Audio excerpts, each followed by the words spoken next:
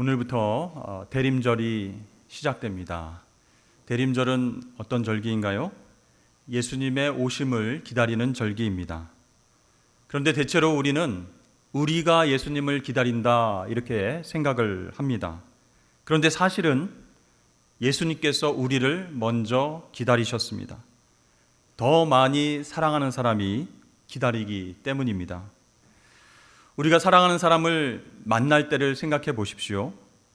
기다리는 시간도 아깝지 않고 지루하지 않습니다. 그런데요, 내가 누군데, 내가 이렇게 바쁜데 나를 기다리게 해? 이렇게 화를 내는 사람은 상대방을 사랑하지 않는 사람입니다. 그런 사람은 기다릴 수 없는 것이죠. 겸손해야 되고 사랑해야 잘 기다릴 수 있는 것입니다. 왕이신 예수님은 겸손하십니다. 우리를 우리보다 더 사랑하십니다. 그래서 우리가 당신께로 돌아오기를 지금도 기다리고 계십니다. 우리를 용서하시고 우리를 회복시키시기를 원하십니다. 이번 대림절 기간 동안에 예수님께서 우리를 기다리신 만큼 우리도 예수님을 겸손하게 기다려서 만남의 축복이 풍성해지길 주의 이름으로 축원합니다. 이사야 선지자는 이 땅에 오시는 예수님을 빛으로 묘사를 했습니다. 흑암에 행하던 백성이 큰 빛을 보게 된다. 사망의 그늘진 땅에 빛이 비치도다 이렇게 선포했습니다. 예수님이 오신 시대나 오늘날이나 세상은 늘 흑암 가운데에 있습니다. 성경에서 어둠은 무엇을 뜻할까요? 악과 무지를 가리킵니다. 그렇다면 우리가 살아가는 그 세상 가운데에 악과 고난과 진리에 대한 무지와 슬픔과 고통이 가득하다 그런 뜻이에요. 뉴스를 한번 들어보십시오. 폭력과 불의가 난무합니다. 전쟁과 기근이 넘쳐납니다. 권력 남용과 속임수, 또 재난과 질병으로 인해서 많은 사람들이 어둠 속에서 고통받으며 살아가고 있습니다. 자, 이렇게 세상이 어둠 속에 있다라고 하는 것은요, 악과 고난의 문제를 치유할 방법을, 해결할 방법을 아무도 모른다 그런 뜻이에요. 이사야 8장 22절에서 이렇게 말씀합니다. 땅을 굽어 보아도 환난과 흑암과 고통의 흑암뿐이리니 그들이 심한 흑암 가운데로 쫓겨 들어가리라 이렇게 말씀합니다. 자, 사람들이 이 땅에 여러 가지 문제들을 해결하기 위해서 땅을 굽어본다라고 말씀하죠. 그래서 과학자와 전문가들과 학자들이 문제의 해법을 찾기 위해서 노력합니다. 그 얘기는요, 우리의 힘과 지혜로 이 모든 복잡한 문제들을 극복할 수 있다, 해결할 수 있다, 그런 마음가짐으로 땅을 굽어보고 살펴보고 있다라는 그런 것입니다. 여러분, 요즘 세상을 혁신적으로 변화시킨다고 평가받는 테슬라의 CEO 일론 머스크라고 하는 사람이 있습니다.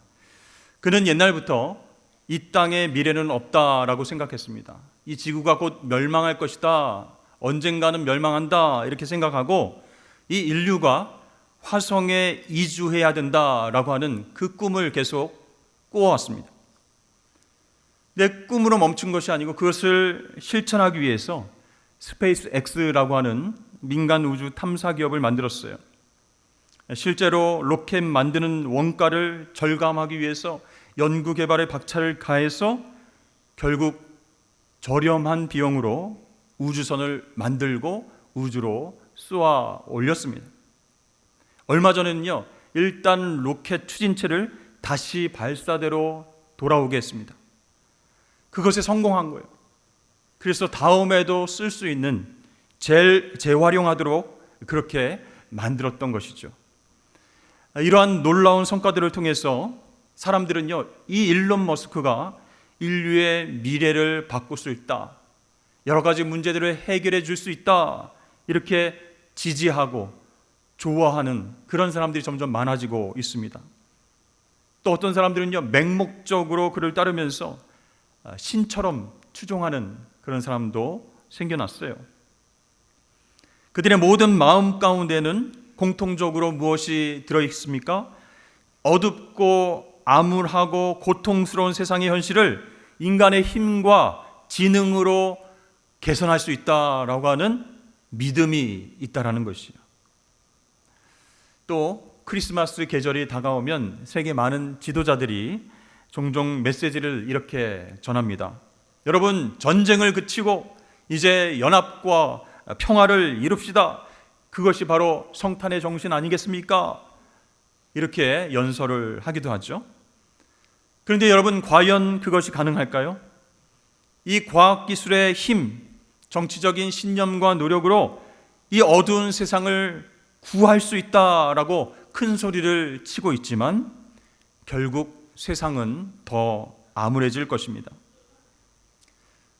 그렇다면 성경은 거기에 대해서 뭐라고 말할까요? 성경은요, 어둠의 세력과 악에 대해서 무관심하지 말고 저항하고 싸워서 승리하라, 이기라 이렇게 가르칩니다.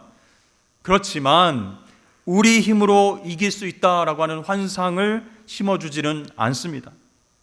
성경은요, 우리가 최대한 노력하고 애쓰면 이 죄악과 어둠의 문제들을 해결할 수 있다라고 말하지 않는다는 거예요. 성경의 메시지는 무엇입니까? 이 세상 가운데의 문제들이 아주 어둡고 심각해서 우리 스스로의 힘으로는 치유할 수 없다, 구원을 이룰 수 없다, 그럼에도 불구하고 소망이 있다라고 분명하게 말합니다. 여러분, 어떤 소망일까요? 바로 사망의 그늘질 땅에 거주하던 자에게 빛이 비친다. 메시아 예수 그리스도께서 빛으로 이 땅 가운데 오신다 라고 하는 소망을 우리에게 선포하는 줄로 믿습니다.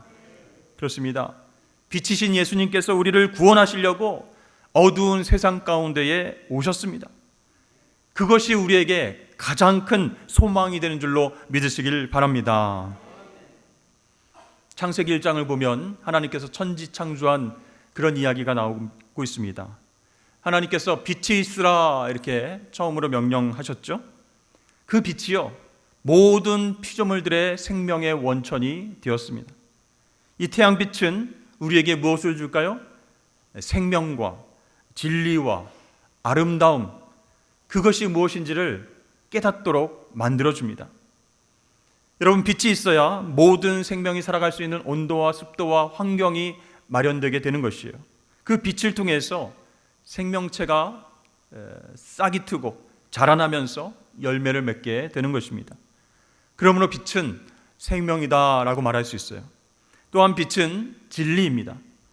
어두우면 우리가 사물을 분간하지 못합니다.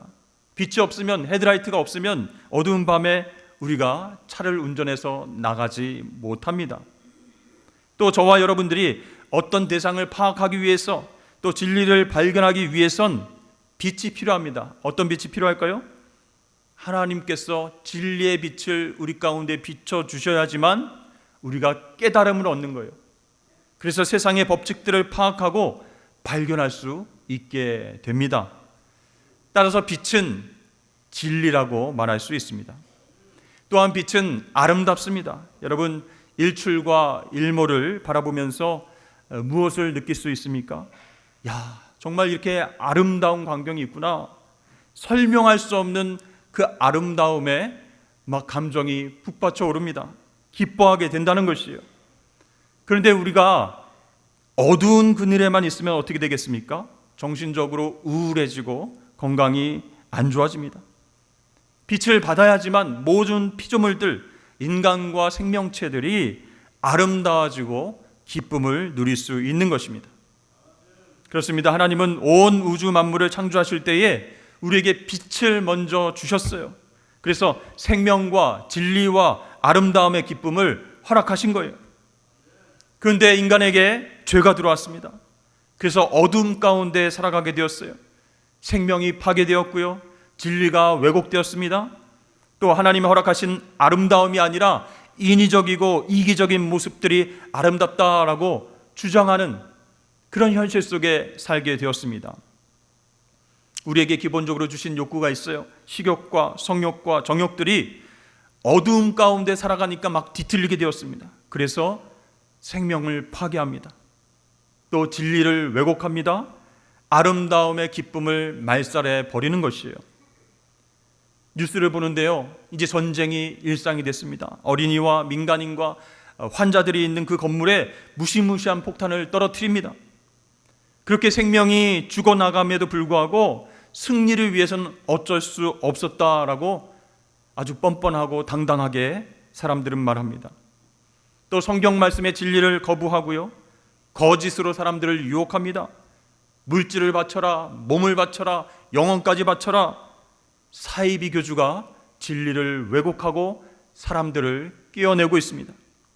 또 아름다운 관계를 위해서 허락하신 그 성, 그것을 왜곡해서 남성과 여성 뿐만 아니라 제3의 성이 존재한다, 내가 선택하는 성이 존재한다, 이렇게 주장하고 그러한 주장이 자유이고 해방인 것처럼 외치고 있습니다.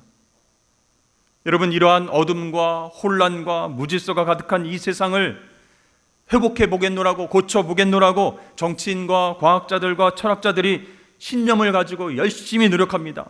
땅을 굽어봅니다. 그래도 전혀 나아졌다라는 소식이 들리지 않습니다. 왜 그럴까요? 이 세상 가운데는요, 하나님께서 허락하신 생명과 진리와 기쁨이 없기 때문입니다. 그런데 놀라운 소식이 전해졌습니다. 이러한 어두운 세상 가운데 하나님의 빛, 구원의 빛이 비친다고 선포되었습니다. 그 빛은 내부에서 솟아나는 빛이 아니에요. 그럼 어떻게 그 빛이 우리 가운데 비치게 된다고 말씀하고 있습니까? 이는 한 아기가 우리에게 낳고, 이렇게 말씀합니다. 한 아기가 태어나는데 그 아기가 어두운 세상 가운데 빛을 가져온다, 이렇게 말씀합니다.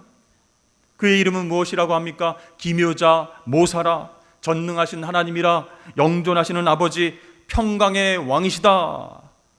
이렇게 그 아기의 이름을 선포하고 있습니다.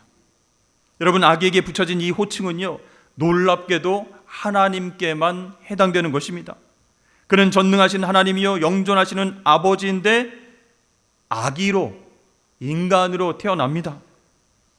인간이시지만 죄가 없으신 분으로 오셔서 또 신성을 갖고 계십니다. 인간이면서 하나님으로 이 땅 가운데 어둠을 밝히기 위해서 빛으로 오신다라고 이사야 선지자가 선포하고 있습니다. 여러분, 창조주 하나님은요, 빛을 창조하심으로 우리에게 생명과 진리와 기쁨을 허락하셨습니다.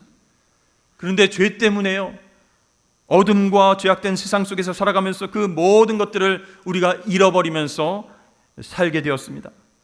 그런 우리에게 빛이신 예수님이 인간으로 태어나시면서 우리가 다시금 생명과 진리와 기쁨 속에서 살아가게 된 줄로 믿으시길 바랍니다. 이 인간 아기로 태어나신 예수님의 이름은 기묘자, 모사, 이렇게 이야기를 했어요. 무슨 뜻일까요?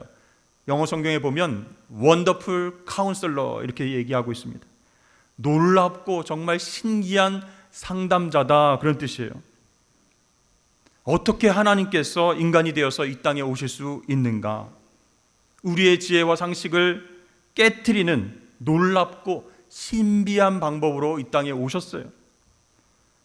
왜 하나님이시면서 인간으로 오셨는가? 어떻게 신성과 인성을 갖고 여자의 몸에서 태어나셨는가? 여러분, 이 성육신의 비밀은요, 알면 알수록 너무나도 놀랍습니다. 하나님은요, 우리가 이 땅 가운데서 어둠과 고통의 상황 가운데서 고생하고 슬픔과 아픔을 경험하도록 그냥 놔두셨어요. 그 대신 하나님 자신이 인간으로 오셔서 직접 우리와 똑같은 삶을 살기로 결정하셨습니다. 그것이 성육신입니다.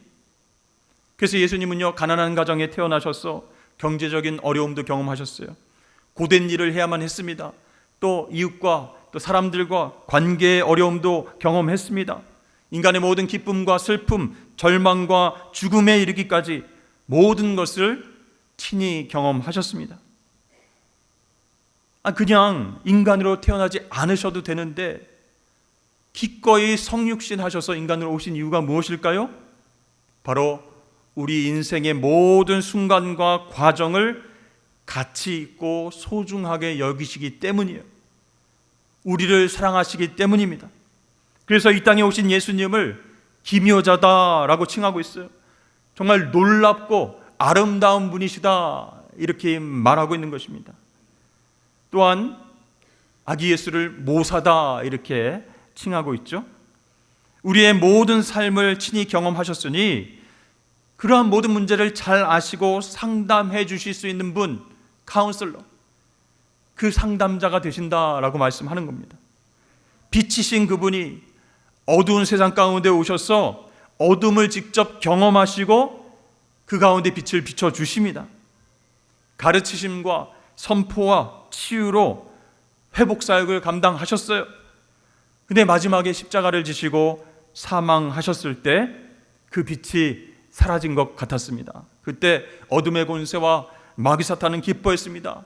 드디어 빛이신 예수님이 십자가에서 죽었구나, 이제 우리가 활동해도 되겠다, 괜히 겁먹었네 하면서 기뻐했습니다. 그러나 예수님은 어둠 권세를 이기시고 부활하심으로 온 세상 가운데 빛을 비춰 주셨습니다. 그 빛은요, 구원의 빛이에요. 누구든지 빛 대신 예수님을 만나기만 하면 어두운 세상 가운데서 빛의 자녀로 살아가게 되고 영원한 생명을 얻게 되는 줄로 믿습니다. 이 성육신의 신비에 대해서 C.S. 루이스라고 하는 분은 이런 예를 들어서 설명했습니다. 자, 한번 읽어드리겠습니다. 하나님은 자신이 창조하신 세계의 맨 밑바닥까지 내려가신다. 하지만 그분이 내려오심은 파멸에 떨어진 온 세상을 이끌고 다시 올라가시기 위해서다. 다이버를 생각해보라. 그는 초라하게 벌거벗고 밑을 내려다본 다음 바다의 입술에서 사라져버린다. 푸르고 따뜻한 수면을 지나 검고 차가운 물속으로 쑥 내려간다. 증가하는 압력을 통과하여 바닥에 흙과 습지와 오랜 부식물이 있는 사지로 빨려든다.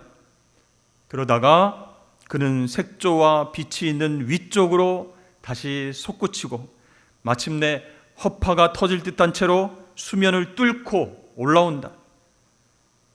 그 손에는 되찾으려 내려갔던 소중한 물건이 들려있다.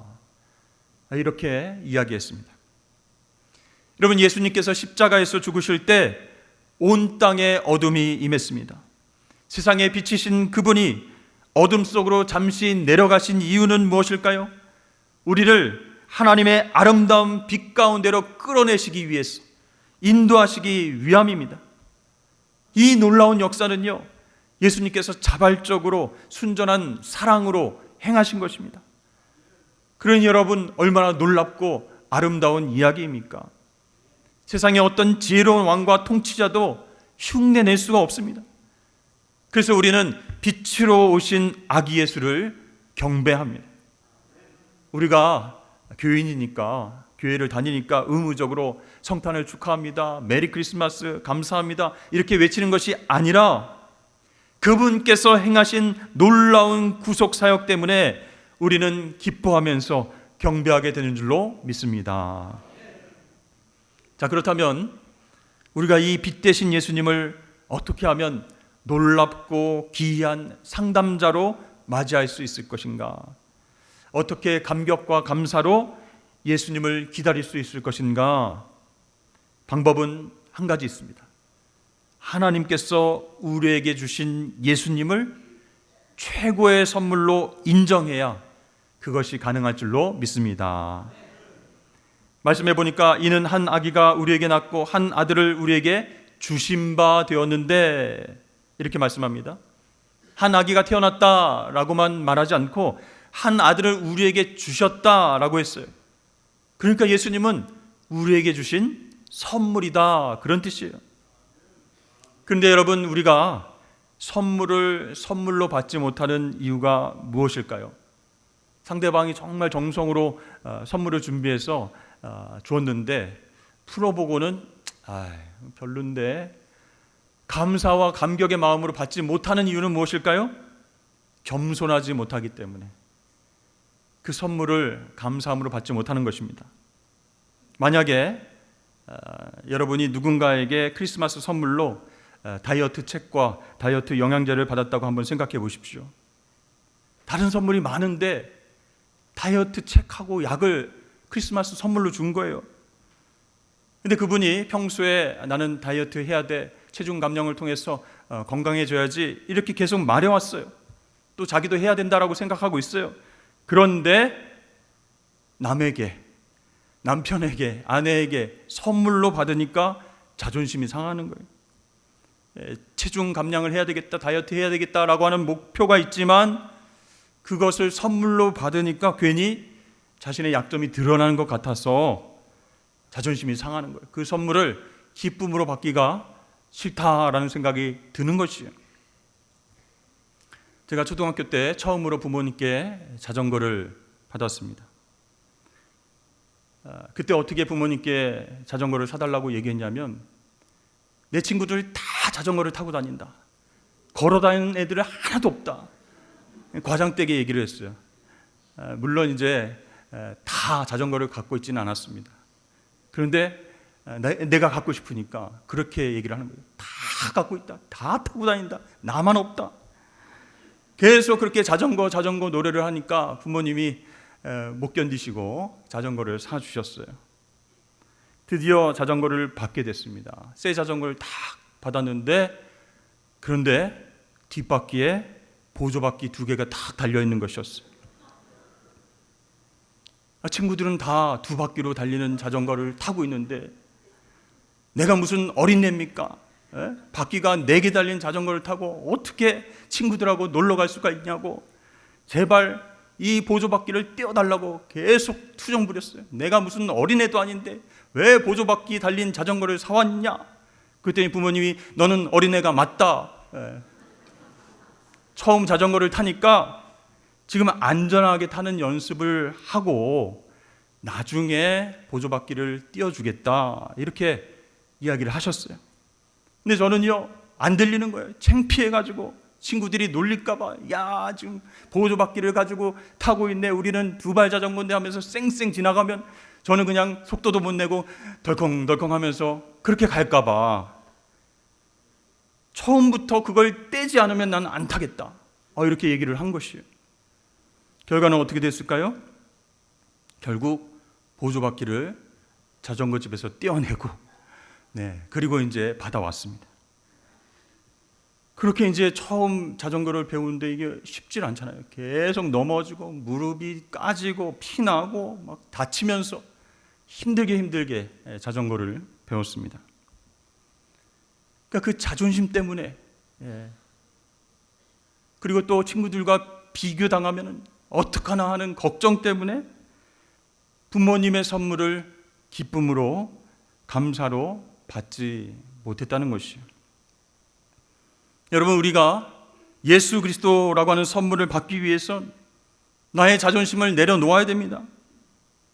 예수님 없이도 내 힘과 노력으로 나는 승리할 수 있어, 나는 성공할 수 있어, 내 영혼을 구원해낼 수 있어, 이렇게 마음 먹고 있는 교만을 내려놔야 됩니다. 철저히 내가 죄인임을 인정하고 하나님 앞에 회개해야 합니다. 그래야 하나님의 선물이신 예수 그리스도를 기쁨으로 받게 될 줄로 믿습니다. 그 생명, 그 진리, 그 아름다움 자체이신 분, 빛이신 예수님, 그분을 선물로 받으려면요, 저와 여러분들도 예수님이 내려가셨던 아주 낮은 곳으로 내려가야 됩니다. 내 삶을 통제하는 고난, 또 내 삶을 움켜쥐고 끌고 가려고 하는 그 주도권, 그것을 내려놓고 겸손해져야 된다라는 것이, 그래야 빛이신 예수님을 그 자리에서 만나고 그 위대한 사랑과 능력을 경험하게 될 줄로 믿습니다. 사랑하는 성도 여러분, 오늘 대임절 첫 번째 주일 이사야 말씀을 통해서 빛이신 예수님이 내 삶의 주인 되심을 선포하시길 바랍니다. 그래야 우리 마음 가운데 있는 어둠과 의심과 걱정과 두려움이 물러갑니다.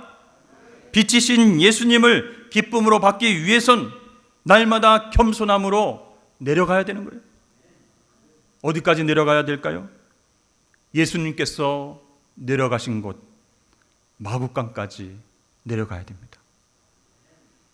천상의 왕권을 버리고 정말 동물들이 살아가는 그 먹이통 마구간에 태어나신 예수님, 그곳까지 우리도 함께 내려가야 예수님과 동행할 수 있는 것이에요.